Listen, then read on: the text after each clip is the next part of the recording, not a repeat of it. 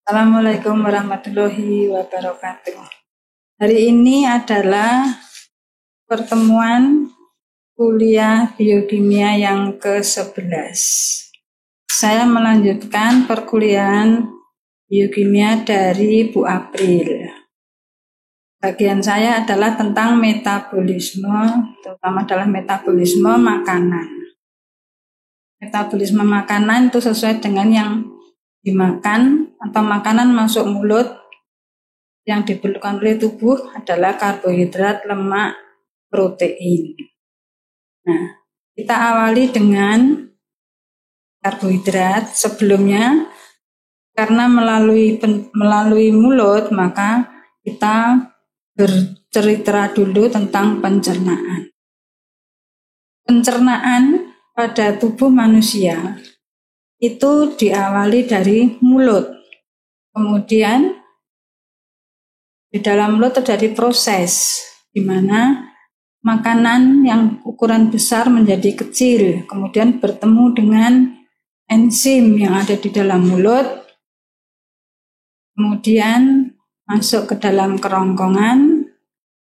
Di sana tidak ada proses, kemudian masuk ke dalam lambung. Di dalam lambung makanan bertemu dengan enzim, dicerna, kemudian selanjutnya masuk ke dalam usus halus. Nah, di situ ada gambar tentang pencernaan, bahan makanan makromolekul masuk organ pencernaan, molekul sederhana, kemudian mengalami penyerapan. Jadi makanan masuk organ pencernaan itu adalah organ digestivus, jadi mengalami digesti, kemudian mengalami absorpsi. Anda bisa melihat di situ dalam gambar itu bahwa dari mulut, kemudian kelenjar ludah dan seterusnya, kemudian sampai di usus halus. Nah, makanan yang masuk berupa karbohidrat, lemak, protein. Karbohidrat adalah polimer gabungan rantai glukosa, monosakarida, sehingga karbohidrat kalau bertemu dengan enzim di dalam mulut, maka dia akan diuraikan menjadi yang lebih sederhana. Bisa menjadi pentasakarida atau disakarida dan seterusnya. Semakin lama dikunyah di dalam mulut, maka akan semakin menjadi senyawa yang lebih sederhana. Sehingga yang dahulunya nasi tidak berasa manis, lama-lama dikunyah terus dalam mulut, akhirnya menjadi terasa manis. Sehingga kalau bayi, anak kecil disuapi tidak mau menelan cepat-cepat karena dia merasakan rasa manis di dalam mulutnya. Berikutnya adalah lemak, lipida. Lemak di dalam mulut tidak mengalami perubahan karena di sana tidak ada enzim yang menguraikan lemak. Demikian juga protein. Berikutnya,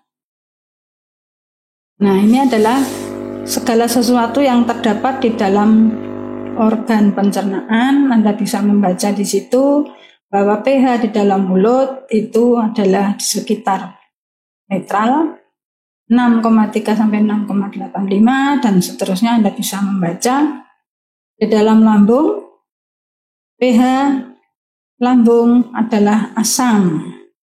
Maka di situ dikatakan ada asam lambung. Kemudian masuk ke dalam usus pH-nya menjadi basa. Jadi semua makanan yang masuk di dalam mulut, di mulut ada enzim, dia aktif pada pH sekitar netral. Masuk ke dalam lambung, ketemu dengan pH yang asam, maka enzimnya tidak aktif. Masuk ke dalam usus, ketemu dengan enzim pH-nya basa, maka dia akan diuraikan kembali sesuai dengan lingkungan. Pertama tadi karbohidrat yang saya katakan menjadi yang lebih sederhana. Untuk protein di dalam mulut tidak mengalami perubahan karena pH-nya tidak sesuai. Masuk di dalam lambung, bertemu dengan pH asam. pH asam akan mengaktifkan pepsinogen menjadi pepsin. kemudian mendenaturasi protein sehingga protein itu mudah untuk diuraikan. Kemudian ada lagi yaitu lipase. Lipase yang berfungsi sebagai pemecah lemak. Lemak adalah ester dari gliserol sehingga kalau dipecah maka akan terurai menjadi penyusunnya yaitu gliserol dan asam lemak. Kemudian masuk ke dalam usus, di mana di dalam usus itu ada karbohidrat, lemak, protein, semuanya akan diuraikan karena di situ ada enzim pengurai karbohidrat, lemak, dan protein. Contohnya adalah enzim tripsin, kemotripsin, amilase, lipase, dan seterusnya. Kemudian di dalam usus terdapat selain enzim dari cairan pankreas juga ada enzim dari cairan usus. Kemudian juga ada empedu yang dihasilkan oleh kandung empedu merupakan asam empedu yaitu asam kolat, asam deoksikolat yang berfungsi sebagai emulgator lemak, mengaktifkan lipase dan menambah absorpsi asam lemak.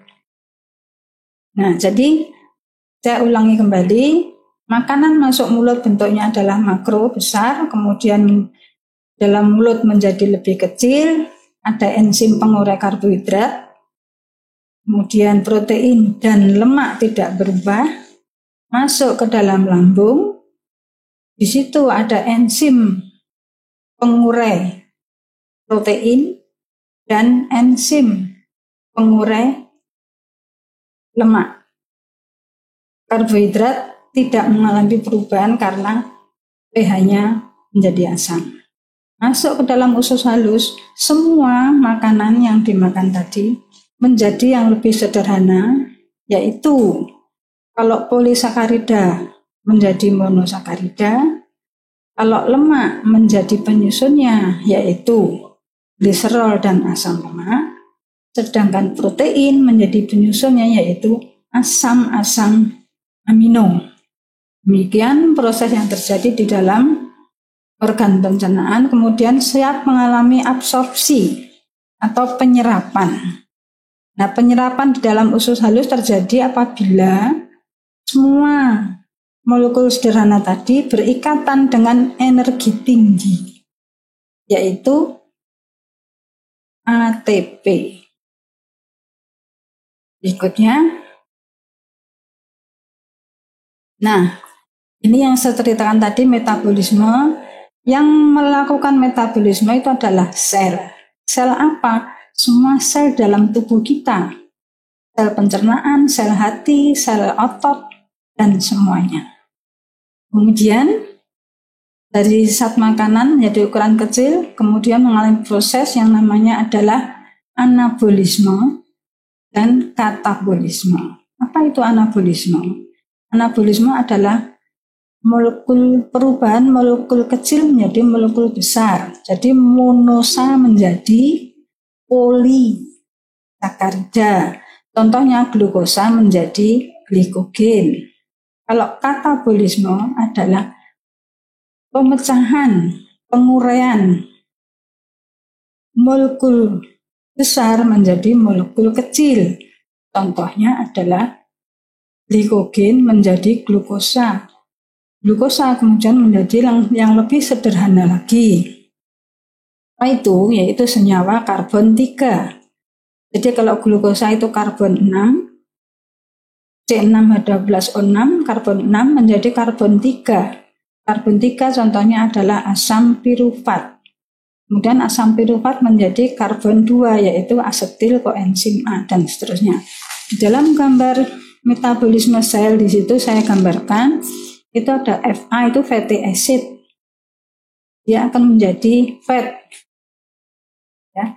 Jadi lemak tadi diuraikan menjadi gliserol dan asam lemak menjadi energi, kemudian nanti di dalam mitokondria itu hasilnya ATP, kemudian nanti asam lemak menjadi lemak kembali. G itu adalah gula atau glukosa. Dalam sel dia akan menjadi glikogen. Kalau mau jadikan energi maka glukosa masuk dalam mitokondria. Mitokondria menghasilkan asetil koenzim A dan berikutnya adalah menghasilkan ATP.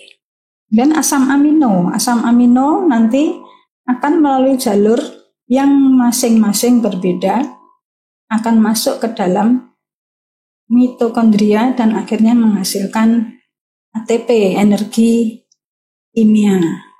Kemudian juga akan disintesa asam amino mengalami proses di dalam inti menjadi menjadi penyusun dari protein. Nah, di situ ada keterangan sintesis protein. Oke, itu gambaran sepintas mengenai metabolisme sel.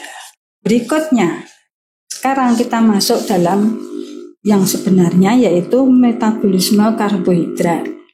Sebelum masuk ke dalam metabolisme karbohidrat, ada beberapa istilah yang perlu Anda pahami. Yaitu pertama, glikolisis, glikogenesis, glikogenolysis, siklus Krebs atau siklus asam sitrat, trikarboksilik acid, kemudian HMS, heksosa monofosfat SAN, atau PPC, pentosa fosfat cycle, kemudian gluconeogenesis. Nah, semua yang berakhiran dengan lisis, glikolisis, lisis adalah penguraian. Kalau genesis itu adalah pembentukan. Jadi di situ disebutkan glikolisis adalah oksidasi glukosa atau glikogen menjadi pirufat dan laktat melalui jalur EMP. Kemudian glikogenesis sintesis glikogen dari glukosa. Glikogenolisis pemecahan glikogen. Anda bisa baca di situ ya. Nah, kemudian yang penting nanti pada metabolisme karbohidrat adalah suatu jalur yang namanya glikolisis itu sifatnya adalah anaerob. Kemudian diteruskan menjadi siklus sitrat yang sifatnya adalah aerob. Nah, kemudian Anda lihat di bawah itu keterangan ada siklus asam laktat atau siklus Cori. Apa itu? Yaitu suatu proses di mana glukosa darah itu nanti masuk ke otot, kemudian di dalam otot menjadi glukosa fosfat, menjadi pirufat, laktat, kemudian laktat masuk lagi ke dalam darah. Dari darah kemudian laktat tadi dibawa ke dalam hati, diubah lagi menjadi pirufat, menjadi glukosa, dan menjadi glikogen lagi. Itu demikian ya. Itu namanya adalah siklus asam laktat atau siklus Cori. Kenapa dikatakan siklus Cori? Karena penemunya adalah Tuan Cori. Kemudian sekarang metabolisme karbohidrat. Ini ceritanya ya. Ceritanya adalah karbohidrat dari oligo masuk mulut, itu tadi dari proses digesti ya, dalam duodenum usus halus. Kemudian di situ ada enzim pengurai karbohidrat, itu ada di sakarase, maltase, laktase, sakarase. Tetap di situ kemudian diserap oleh villi atau jonjot usus. Nah, di dalam proses ini monosa itu akan berikatan dengan fosfat energi tinggi, maka di situ ada monosa fosfat masuk dalam kapiler darah dan masuk ke dalam hati. Kenapa kok hati? Karena memang hati adalah merupakan dapur dari manusia hidup. Jadi semua proses yang masuk ke dalam tubuh itu dibawa ke dalam hati, baik itu berguna maupun tidak berguna. Sehingga Anda memang harus berhati-hati terhadap hati Anda. Jangan sampai Anda sakit hati. Saya lanjutkan. Di sini monosa diaktifkan menjadi monosakarida fosfat berenergi tinggi yaitu pirofosfat. Nah, kalau dilihat di situ ada mono, kemudian ada ATP menjadi ADP, menjadi monosa fosfat. Ya. Itu rumus dari glukosa. Anda lihat di situ ada angka 1, angka 2, 3, 4, 5. Itu adalah enzimnya. Glukosa ketemu dengan ATP, ATP masuk, panah setengah lingkaran ATP masuk, kemudian ADP keluar.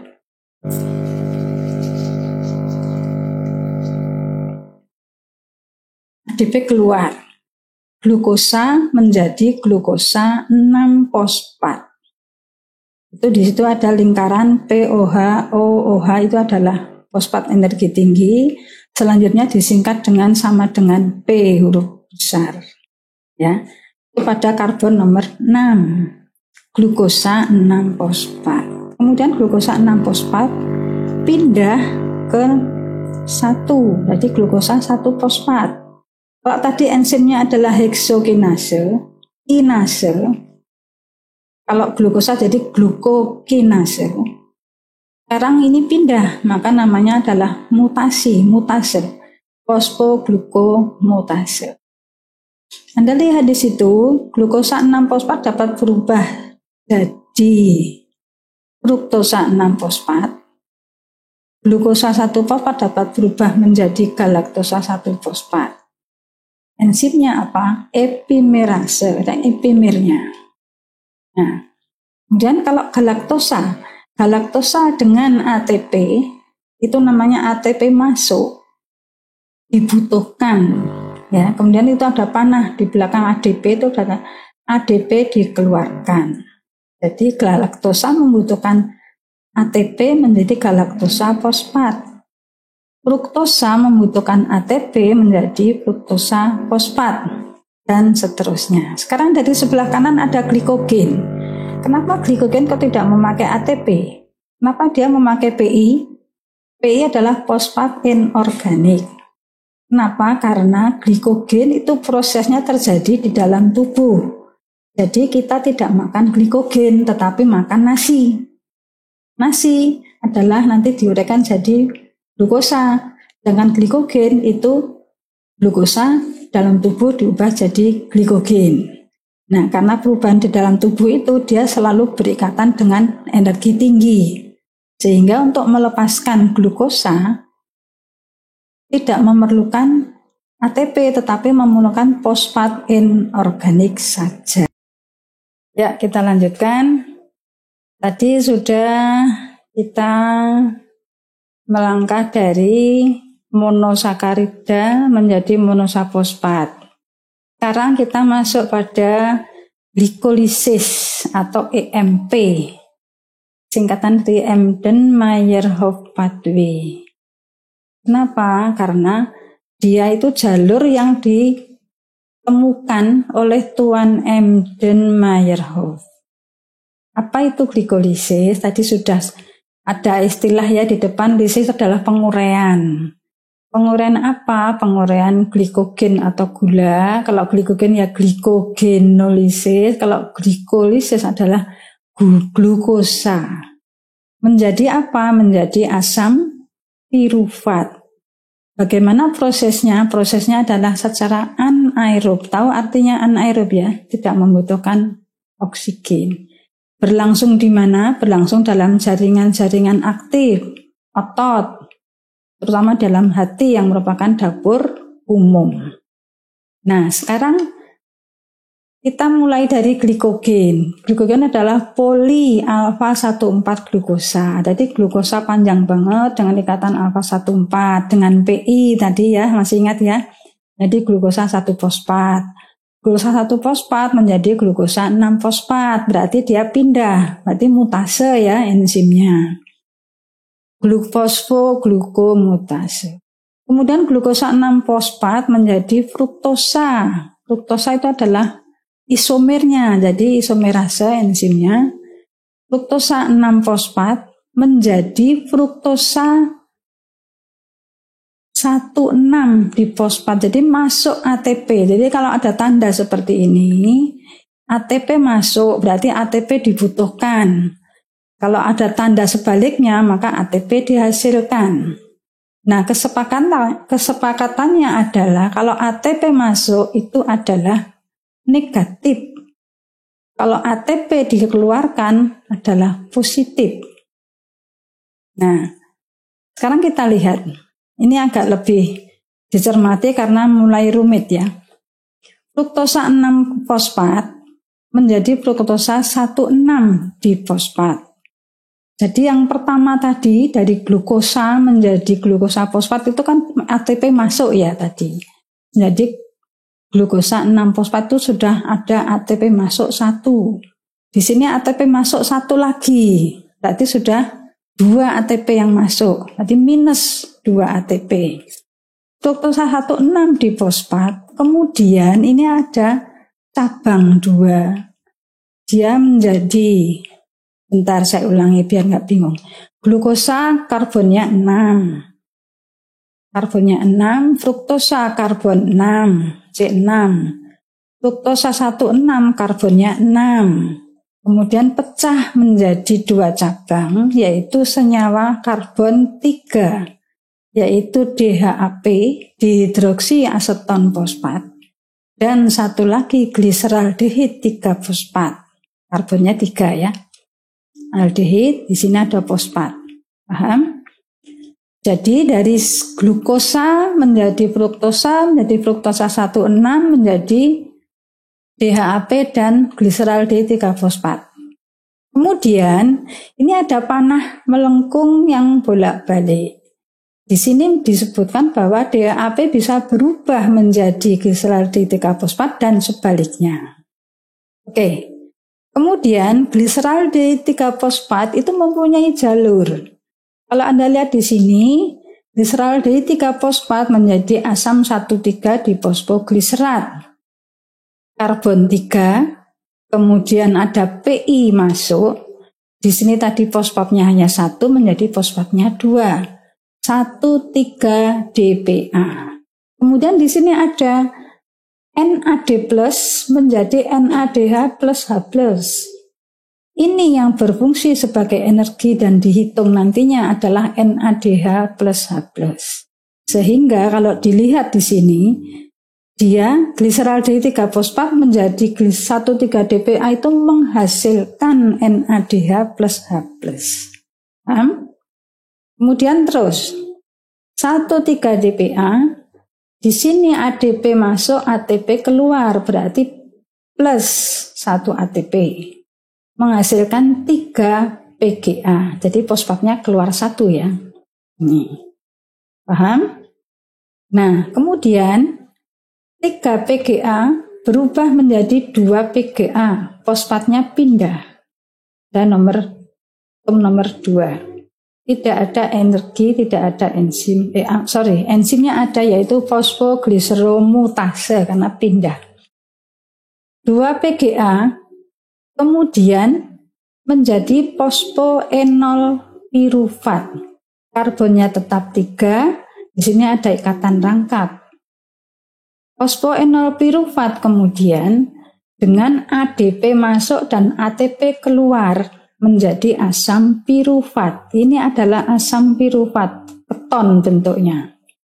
Nah, di sini ada ATP masuk, ATP dihasilkan 1. Sekarang kalau tadi gliseraldehid 3 fosfat menjadi asam pirufat. Nah, sekarang kalau DHAP bagaimana? DHAP berubah menjadi gliseraldehid 3 fosfat, mengikuti jalur ini dan seterusnya sampai dengan asam pirufat.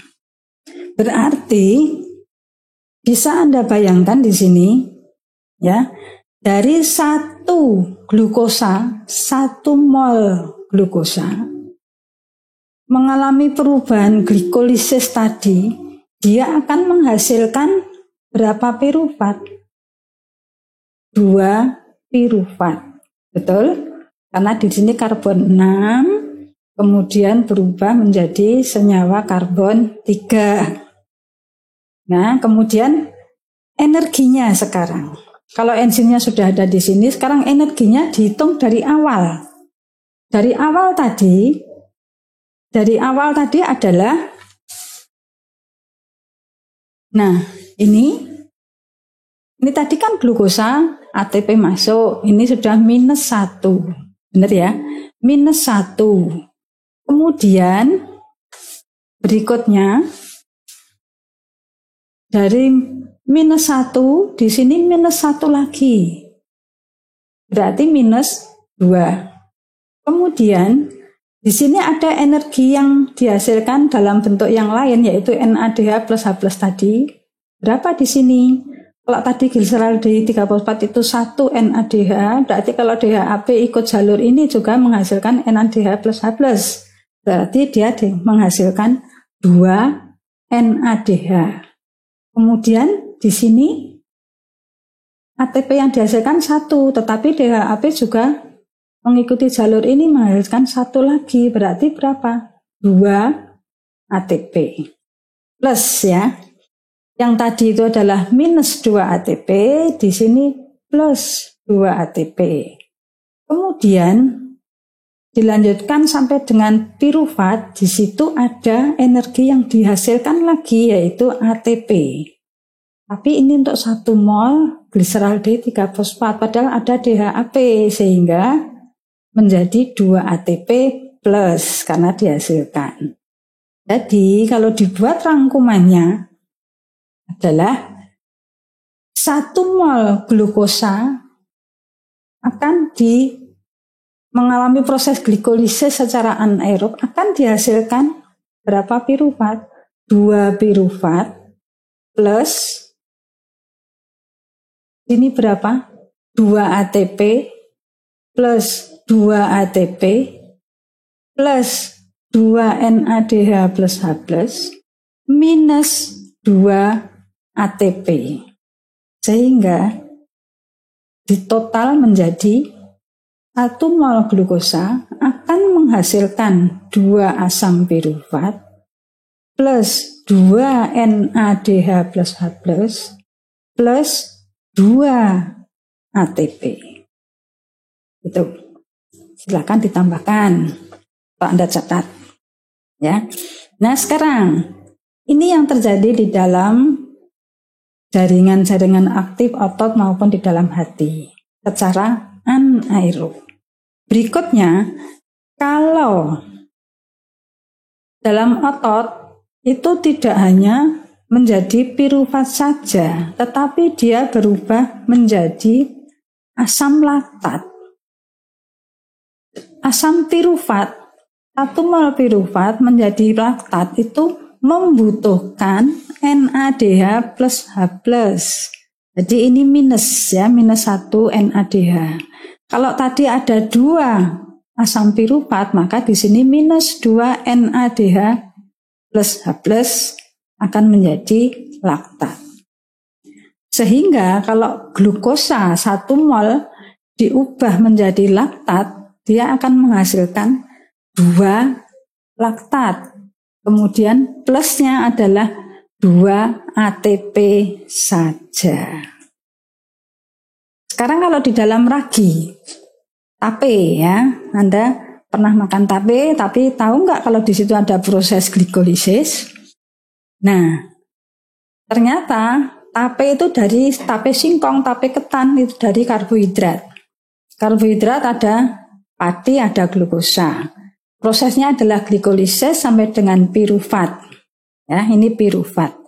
Kemudian pirufat itu kalau berlanjut dalam pembuatan tape, dia akan mengeluarkan CO2.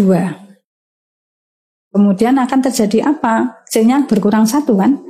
Menjadi asetaldehid. Asetaldehid di sini ada bakteri. Ya, biasanya dipengaruhi oleh udara menjadi asam asetat. Kemudian kalau asetaldehid tadi ada NADH plus H plus masuk dibutuhkan, maka dia akan berubah menjadi etanol. Ya. Jadi etanol. Jadi kalau dalam pembuatan tape itu rasanya ada rasa asam, maka di sana ada asam asetat ini yang terjadi. Kalau tapenya manis berarti belum menjadi asam. Kemudian terasa kalau di dalam air, tape masukkan air itu keluar gelembung-gelembung, itu adalah CO2-nya. Kemudian terasa ada agak memanas, itu berarti di situ ada alkohol atau etanol. Tetapi harus ingat, kalau Anda makan tape, orang Islam kan tidak boleh ya, alkohol itu ya haram ya. Maka kalau makan tape sebaiknya makanlah tape yang belum banyak cairan alkoholnya, ya. Maka itulah yang benar. Tape yang masih berasa manis, belum berasa asam, belum keluar alkoholnya. Tapi kan enaknya tape itu kalau ada itu ya.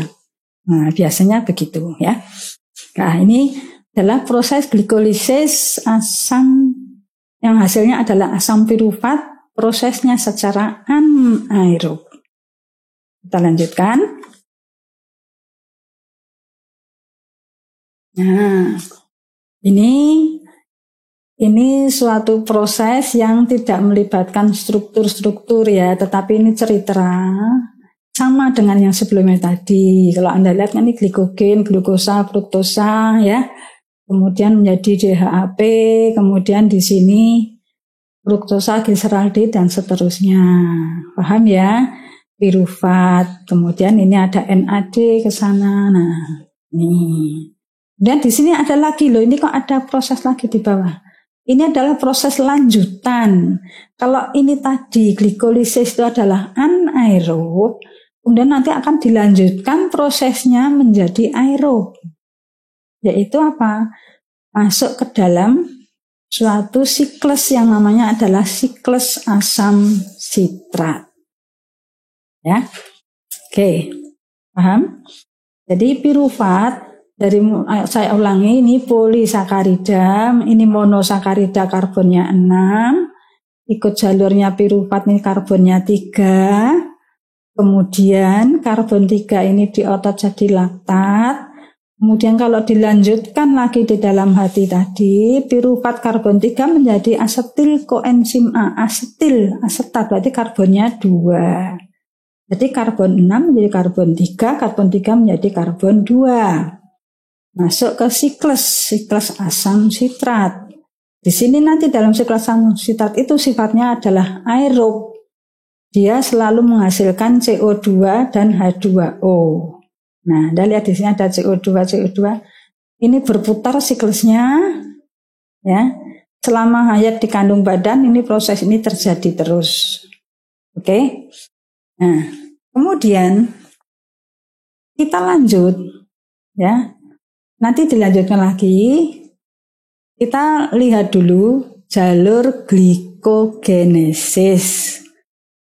Ya, ini ada glikogenesis, glikogenolysis.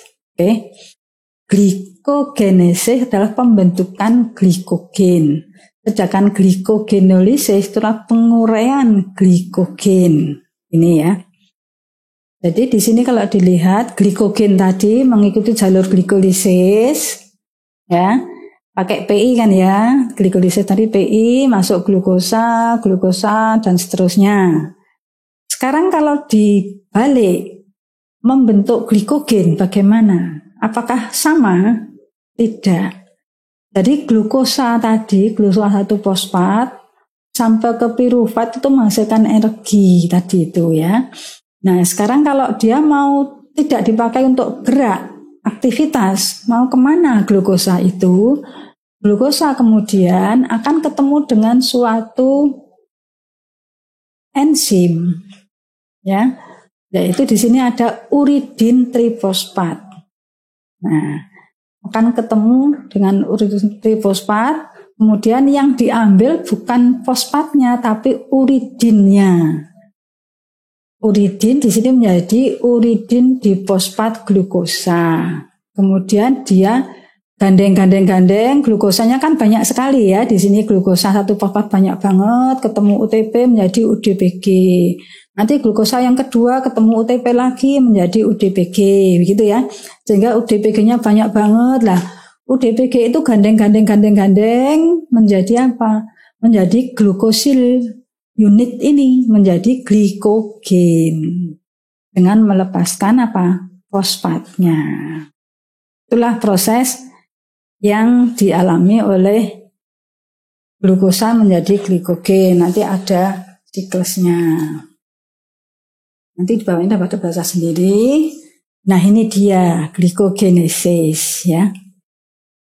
Tahapnya apa? Fosforilasi, yaitu pemasukan fosfat, glukosa jadi glukosa fosfat.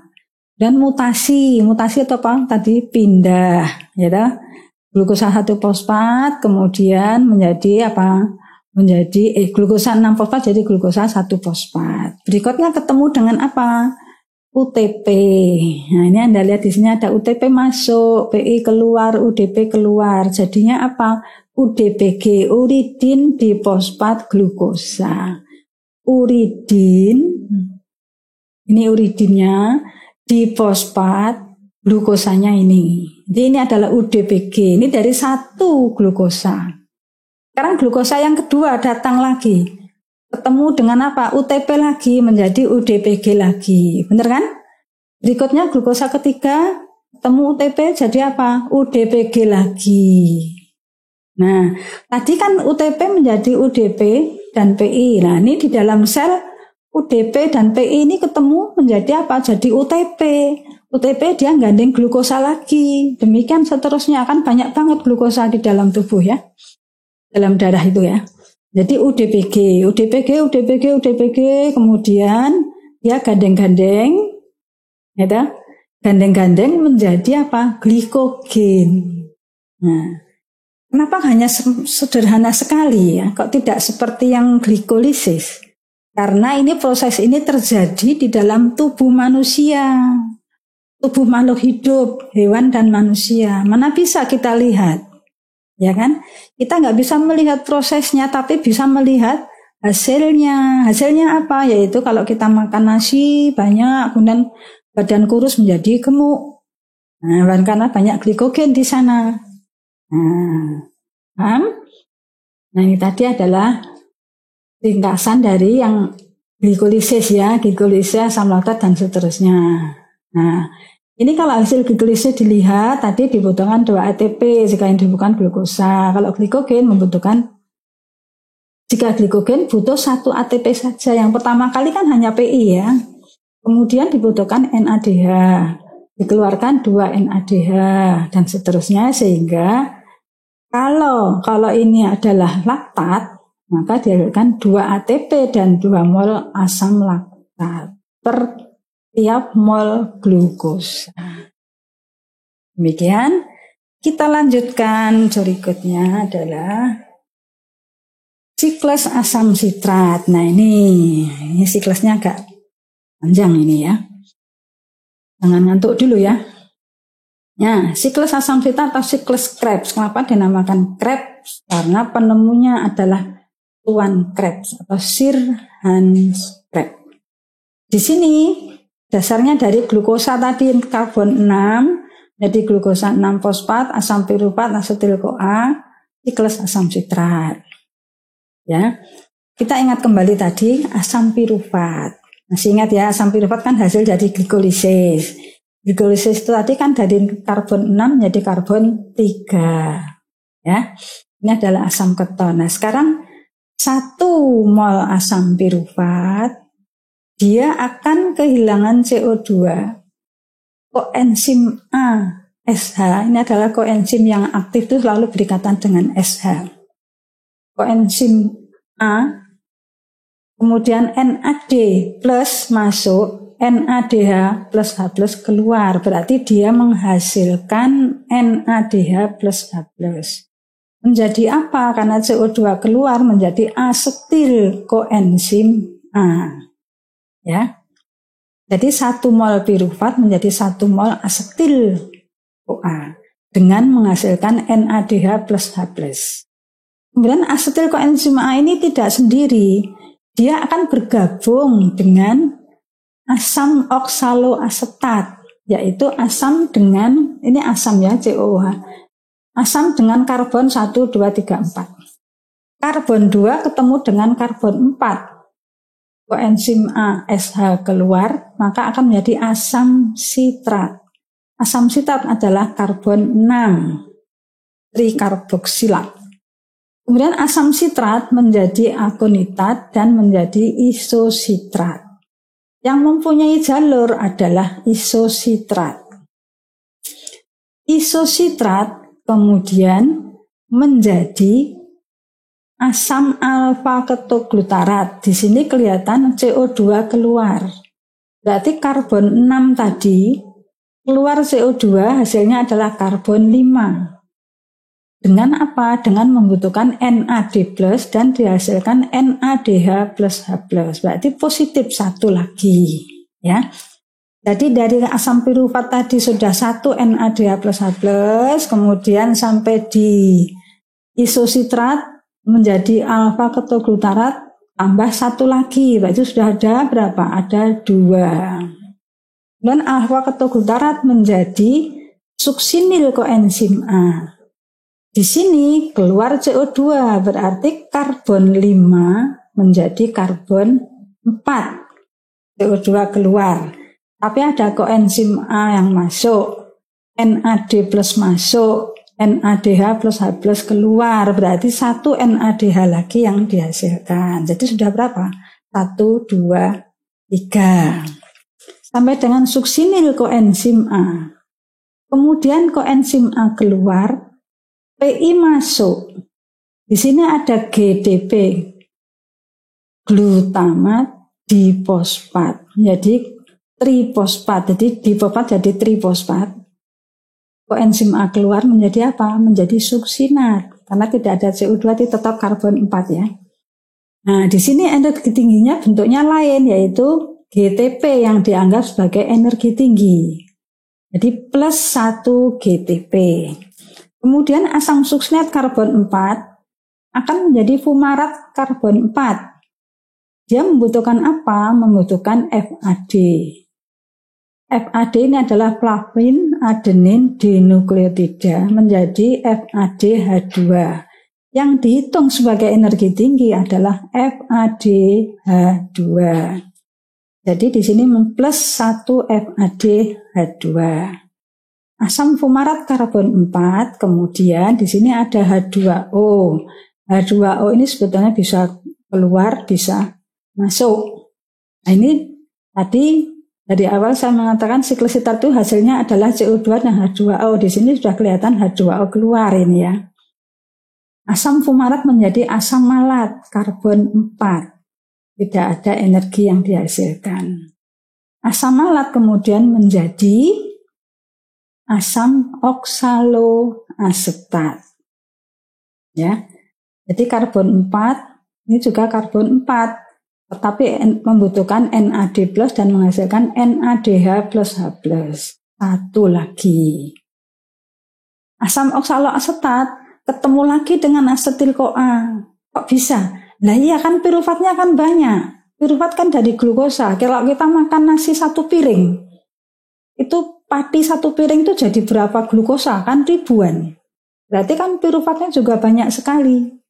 Nah, proses asam sitrat ini, siklus sitrat ini berlangsung secara terus-menerus selama hayat di kandung badan.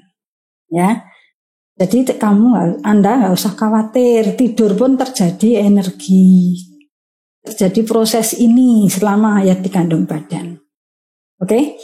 Jadi saya ulangi kembali, siklus sitrat itu adalah prosesnya aerob, membutuhkan oksigen, kemudian hasilnya selalu CO2, H2O, ya, dan energi. Sekarang kita lihat kembali energinya. Energinya tadi dari 1 mol pirufat, itu menghasilkan NADH-nya berapa? Kita hitung 1, 2, 3, 4. Jadi menghasilkan 4 NADH+H+. Kemudian apa lagi? Tambah lagi 1 GTP tambah lagi 1 FADH2. Itu untuk 1 mol pirufat. Padahal 1 mol glukosa tadi menghasilkan 2 pirufat. Benar apa tidak? Dari glikolisis tadi kan 2 pirufat. Berarti melalui siklus sitrat, glukosa tadi akan diubah menjadi apa? Menjadi CO2 plus H2O. Ya. Kemudian energinya apa? Energinya adalah NADH plus H+, kemudian GTP, FADH2, ditambah dengan glikolisis tadi adalah NADH plus H+, dan ATP. Paham? Nih, ya ini keterangannya. 1 mol glukosa dalam glikolisis dan siklus asam sitrat akan menghasilkan 10 mol NADH. Kok bisa? 2 FADH2, 2 ATP, 2 GTP. Bagaimana ini menguraikannya? Saya ulangi lagi. 1 pirufat tadi kan 4 ya. 4 NADH. Padahal dari glikolisis tadi kan 2 NADH. Ya kan? Jadi 4 kali 2, 8. 8 tambah 2, 10. Dan FADH2-nya berapa? Di sini 1 pirufat, 1 FADH2, berarti ada 2 FADH2. 2 ATP dari mana? Dari glikolisis tadi. GTP dari mana? Ini. GTP di sini kan 1 pirufat menghasilkan 1 GTP. Padahal ada 2 pirufat, 1 mol glukosa, maka menghasilkan 2 GTP. Oke? Nah inilah energi yang dihasilkan. Ini adalah energi kimia ya. Energi kimia ini dapat berubah atau diubah menjadi ATP semua, di mana NADH itu setara dengan 3 ATP, FADH2 setara dengan 2 ATP, GTP setara dengan 1 ATP. Oke, sehingga kalau itu dihitung sebagai ATP semuanya, 1 mol glukosa menghasilkan 34 ATP dari NADH dan FADH2. Benar? NADH-nya berapa? 10 kan? 10 kali 3 berapa? 30. FADH2-nya berapa? 2. 2 FADH2 berarti ada berapa? 4. Maka 34 ATP. Di sini 2 ATP dari glikolisis dan 2 ATP dari GTP, sehingga hasilnya adalah 38 ATP. Kemudian ATP ini adalah adenosin trifosfat, dia adalah energi kimia. Nah, untuk aktivitas Anda bisa duduk, bisa tidur, bisa lari, bisa jalan, itu adalah energi fisika, yaitu kalori. Maka energi kimia harus diubah menjadi kalori energi fisika, di mana energi kimia tadi adalah 1 mol ATP itu setara dengan 7,3 kilokalori per mol. Kilokalori ya, kal itu kilokalori. Kalau jadikan kalori berapa? Dikalikan 1000 lagi. Nah, sehingga energi dari 1 mol glukosa sebanyak 38 ATP atau 38 kali 7,3 yaitu 277 kilokalori per mol atau mol pangkat min 1 atau sama dengan 277.000 kalori per mol. Paham? Nah, ini yang memang agak rumit di sini. Tadi 1 mol glukosa ya. Sekarang kalau ada 2 mol glukosa bagaimana? Nah, tinggal mengalihkan 2 kan? Nah, nanti soalnya seperti itu. Berikutnya. Nah, ini untuk gambaran. Itu adalah interaksi metabolisme. Bahwa tadi dari awal saya mengatakan makanan. Makanan itu ada protein, karbohidrat, lemak. Semuanya ini mengalami digesti, maka di sini saya beri garis titik-titik adalah proses perpisahan pemisahan ini digesti. Dan digesti menjadi senyawa penyusunnya yaitu gliserol, asam lemak, glukosa, asam amino ya. Nah, tadi kita sudah belajar dari karbohidrat, glukosa, glikogen, asam pirufat, asetil-CoA ya, menjadi siklus sitrat. Sampai di sini kan? Oke. Nah, kemudian kalau dilihat di sini ternyata asam amino dari protein itu bisa diubah jadi protein tubuh. Jadi ini adalah anabolisme. Kalau katabolismenya asam amino akan jadi asam pirufat. Asam pirufat menjadi asetil-CoA, masuk siklus sitrat menghasilkan energi. Begitu? Nah, ada lagi asam amino langsung masuk asetil-CoA, jalurnya banyak sekali ya. Kemudian masuk ke siklus asam sitrat. Berikutnya lemak sekarang. Lemak adalah ester, gliserol, dan asam lemak. Maka gliserol sebagai penyusun kerangka dari ester asam lemak, gliserolnya karbon 3, masuk jalurnya pirufat. Pirufat karbon 3. Karbon 3 menjadi asetil-CoA karbon 2. Asetil-CoA masuk siklus asam sitrat. Asam lemak sekarang. Asam lemak kemudian akan diuraikan menjadi asetil-CoA. Asetil-CoA siklus asam sitrat. Kemudian di dalam tubuh asam lemak akan dibentuk menjadi lipigenesis, menjadi depot lemak jaringan. Nah, ini demikian gambaran yang sebetulnya nanti Anda akan mendapatkan ini semua. Ya. Ini semua karena memang ini adalah jalur makanan, metabolisme makanan. Beda dengan metabolisme obat.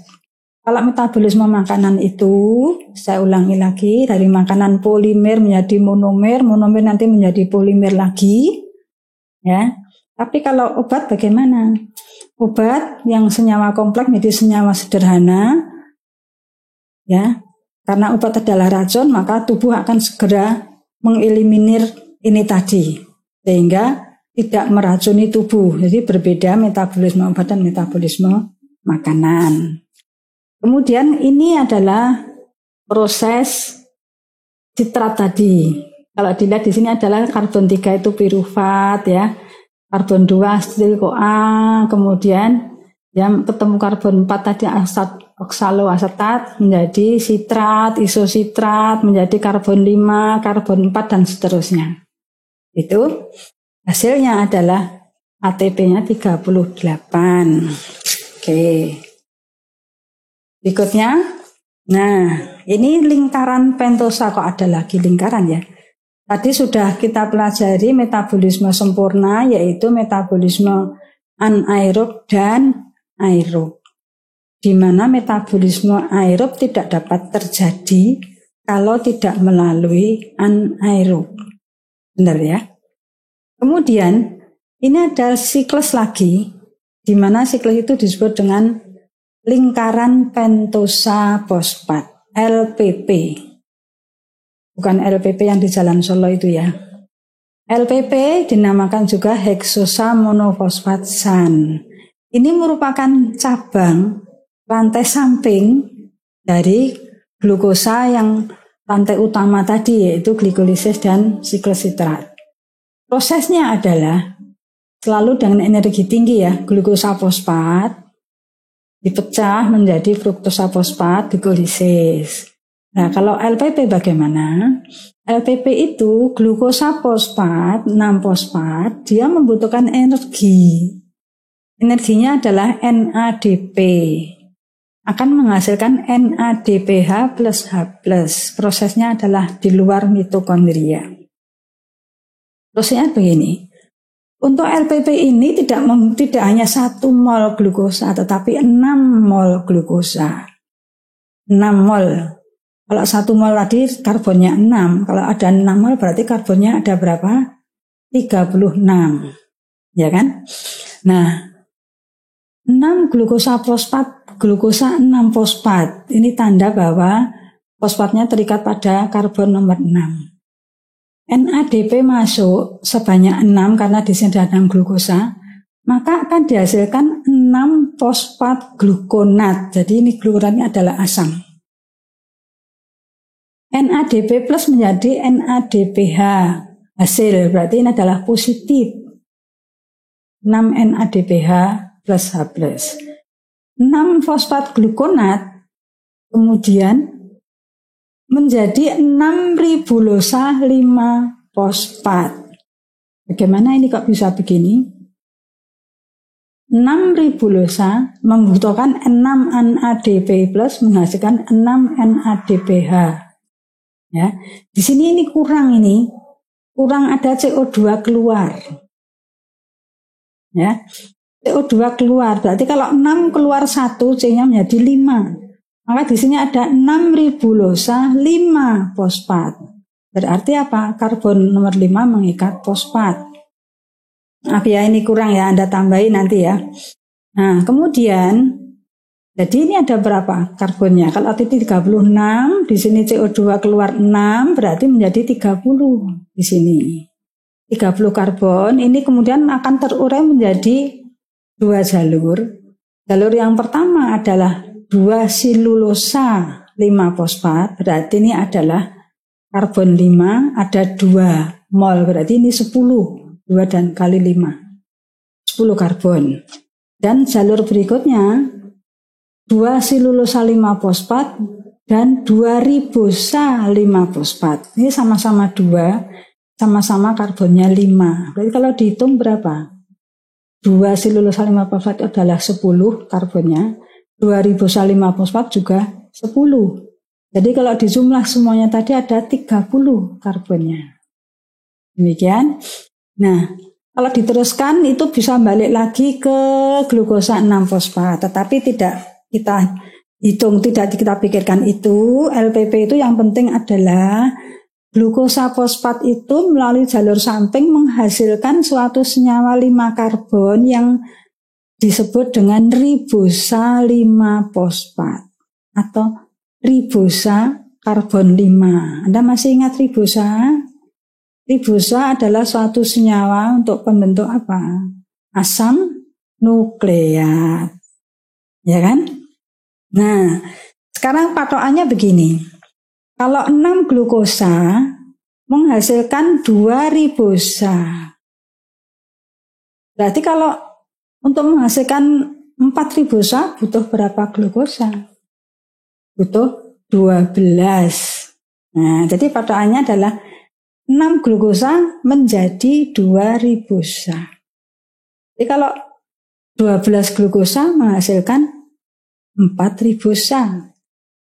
Paham kelipatan dari 6. Sekarang kalau hanya ada 4 glukosa, bisakah ini terjadi? Tidak, karena kurang dari 6. Kalau sekarang 10 glukosa, jadikah menjadi ribosa? Jadi, tapi berapa yang dihasilkan? Yang dihasilkan ya hanya 2. Lalu sisanya berapa? Sisanya 4. 4 bentuknya apa? Bentuknya ya tetap glukosa 6 fosfat. Dengan nanti kalau 10 glukosa menghasilkan 2 ribosa plus 4 glukosa 6 fosfat. Demikian ya. Nanti berkaitan dengan soal berikutnya. Nah, ini lagi hubungan antar metabolisme yang lebih jelas lagi. Tadi sudah gambaran sederhananya tadi seperti itu. Kalau ini dengan ada kata-katanya, Anda sudah mulai paham sekarang ya. Jadi ini karbohidrat, ini lemaknya, ini kemudian proteinnya, bentuknya ini protein juga dari kanan dan dari kiri. Dia bisa masuk pirufat, masuk malat, kemudian masuk asetil-CoA dan seterusnya. Begitu. Mudah-mudahan Anda menjadi paham dan tidak bingung ya. Ini untuk karbohidrat, ada latihan soal. Anda nanti bisa mengerjakan, kemudian dikumpulkan melalui email ya. Email saya. Nih, soalnya seperti ini. Silakan nanti dikerjakan, kemudian nanti dikumpulkan tugasnya melalui email saya. Kuliah hari ini kita akhiri. Terima kasih.